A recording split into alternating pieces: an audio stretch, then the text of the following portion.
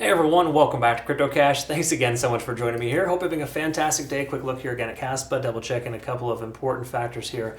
We're actually holding above this ascending trend line. This is fantastic news. Nice, perfect little wick all the way down and then rode it up the entire time. So this is really fantastic stuff here. Definitely something we want to pay attention to. So if you're new to the channel, welcome aboard. Hope you can learn something today. If you do want to become a better trader, again, CryptoCache.tech is the site. Link down below. I got to give some quick congrats to our community members here for some awesome profit. Bitcoin 22%.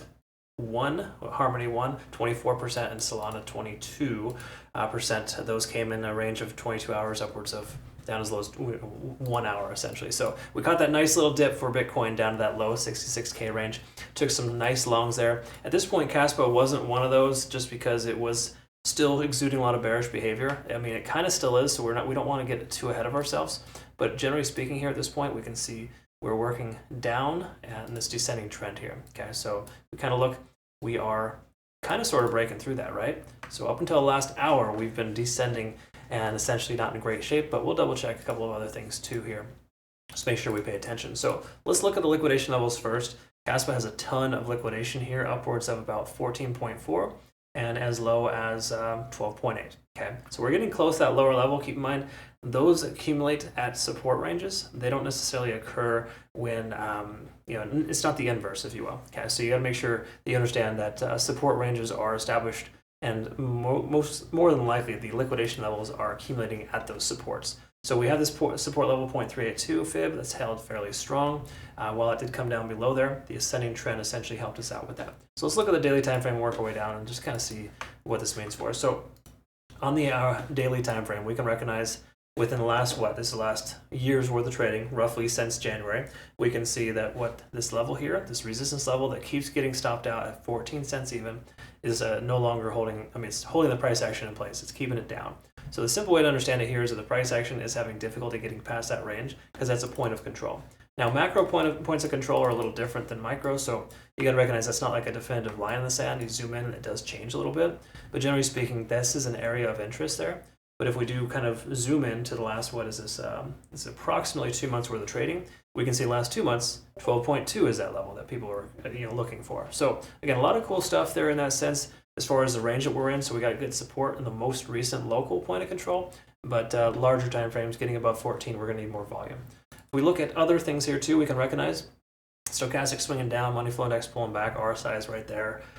In that sweet spot. This is not a bad sign at all. This is actually very favorable. And the key takeaway here is that we've broken above our more recent high and used that as a new low here recently. So awesome to be able to see that. In fact, we'll go ahead and just draw a little trend line out here for us.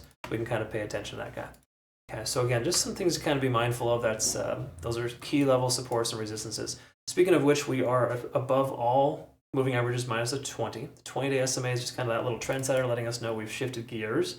We are over 50 on the R side back again, stochastic swinging up, and MACD trying to converge with money flow index trailing behind. Now, money flow index is pulling back because it takes the last 14 candles and essentially averages it out. So in this case here, that's actually quite favorable of a sign. It reinforces and it reiterates the fact that we are in pretty decent shape here, specifically with stochastic RSI coming up and that bounce off of 50 on the R side. While it's not like a clean bounce, we dip below, we're still above here at this point. Holding above that level reaffirms that we have a support at this 0.382, that 13.1 cent mark. Okay, so that's really cool stuff there. CAS was looking pretty strong. Hourly time frame tells us a slightly different situation here, or little different narrative. We got most moving averages kind of below the price action. That's generally favorable. We look at the cloud though. We don't have confirmation to take a long just yet, based on the fact that we're under the cloud. We have the conversion line below the baseline, lag expense, kind of sort of free and clear of the price action. Simple way to understand this is that you should close your short position soon, or if you haven't already, what are you doing? Because again, securing profits, you need to secure profits whenever possible. And this is letting us know that this window of opportunity for shorts is closing. But it doesn't mean that you close it entirely. So if you are a trader of ours, right, a trader of mine here in our community, I've got a few hundred traders underneath me. And what we do is we trade specifically with averaging our entry in and average our entry out. So if you are in a position right now where you're profitable, maybe consider securing some profits, letting the rest ride, and adjusting your stop loss to break even so you ensure you walk away in the green at all times, right? Again, this market, folks, you got to recognize people, I don't know why, but the common narrative in crypto is that everything has to moon and everything has to be 100 to 50 X leverage. It just makes no sense to me. Why is getting destroyed the common narrative in crypto? I think that's being responsible, taking maybe a conservative trading style over the last 20 years on traditional markets. That's what I do. I think it works favorably. So everything you see here is everything I use in trading. And right now, there's no reason to consider a long position. While yes, we've broken above this slightly small descending trend, this short-term trend line, we're not breaking bullish at all. Okay, so it's not a situation that's generally favorable, but we are getting close. Okay, I would say a closure at about 13.5 or higher at the end of today's trading day or sometime this weekend would be generally a favorable sign, reiterating and reaffirming that we're retesting that most recent high and essentially is breaking free from this range-bound activity. Really what it boils down to. I hope that made sense though. Thanks again so much for watching. Do me a favor, hit the like button, comment below if you haven't yet already. Join us on Twitter, Telegram, Discord, TikTok. I have shorts now that I provide daily for my TikTok, which is actually a lot of fun. And I post it on all other media platforms so you can kind of stay abreast there. So check that out, folks. Deeply appreciate that. And do yourself a favor too. Trade BitUnix. This is an awesome exchange. They use excellent ethical standards. No KYC or VPN required. And it's beautiful for our US and Canadian members. Excellent rewards. Use my link to register. Check them out. I think you're going to like them. Hope you have a good rest of your day, though, folks. We'll see you in the next one. Take care.